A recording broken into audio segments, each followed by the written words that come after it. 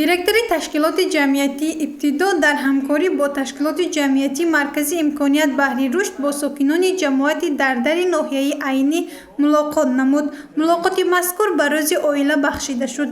баробарии гендерӣ, имкониятҳои занону духтарон ва ҳуқуқҳои онҳо, манъи табъиз, пешгирии зӯроварӣ дар оилаҳо ин масъалаҳое буданд, ки ҳангоми мулоқот мавриди баррасӣ қарор гирифт.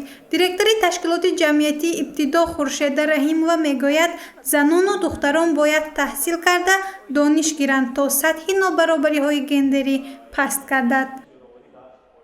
дар қисми дуюми вохӯрии имрӯзаи мо викторина гузаронидем, ҳам бо иштироки толибилимони синфҳои болоии ҷамоати дар ва сокинони ин ҷамоат ва дар он тариқи саволу ҷавоб ғолибон муайян карда шуданд вобаста ба масъалаҳои дар қисми якуми вохӯрӣ гуфта гузашта шуда, ин баробари гендерӣ, манъи табъиз ва пешгирии зӯроварӣ дар оила вобаста буданд ва ғолибон соҳиби тӯҳфаҳои хотиравӣ аз номи ташкилоти мо ва аз номи ташкилоти донорӣ гаштанд.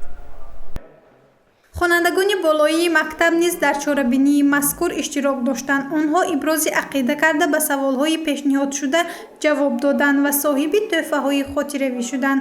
хонандаи синфи 11 Қурбоналӣ Наврӯзов низ сазовори тӯҳфаи хотиравӣ гардид. саволҳое ки ба ман пешниҳод карда буданд на он қадар мушкил буд. тамоми саволҳое ки пешниҳод шуд ҳамаш осон ва оддӣ буд, ки каме ҳам бошад ман бо фаҳмиши худ ҷавоби дуруст ва аниқ додам. ба ҳамсинфам гуфтанӣ ҳастам, ки дар чунин чорабиниҳо фаъолона иштирок кунанд ва ҷои намояндро ишғол кунанд. боз гуфтаниам, ки чунин чорабиниҳо бештар ва зиёдтар шавад. чорабиние ки аз тарафи ташкилоти ҷамъиятии ибтидо ташкил гардид, аз ду қисм иборат буд. баргузории он дар баъзе муассисаҳои ноҳияи Айнӣ ба роҳ монда шуда, аз ҳуқуқҳои кӯдак ва зӯроварӣ нисбати занон ҳарф зада, байни сокинону хонандагон саволу ҷавоб карданд.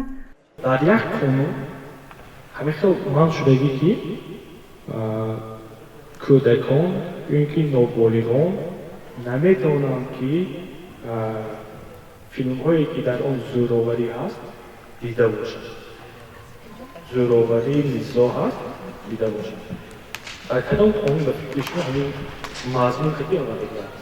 дар муассисаи таҳсилоти миёнаи умумии рақами 15 деҳаи зерободи ноҳияи Айнӣ бо хонандагони синфҳои 9, 10, 11 аз ҷониби ташкилоти ҷамъиятии ибтидо чорабинӣ ташкил карда шуд ва мавзӯъҳои асосӣ дар ин чорабинӣ зикр шуда, зӯроварӣ дар оила, ҳуқуқи кӯдак гуфта гузашта шуд.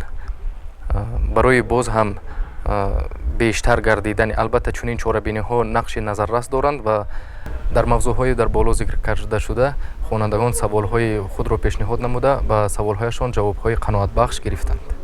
ҳадафи асосии ташкили чорабинии мазкур бо қонунҳои нави ҷумҳурии Тоҷикистон шинос намудани хонандагон ва баланд бардоштани сатҳи маърифатнокӣ, дониши ҳуқуқӣ, инчунин пастгардонидани сатҳи нобаробариҳои гендерӣ мебошад. гузориши Манзура Бахтиёрзода ва Насим Раҳимов барои барномаи иттилоотии Хабар.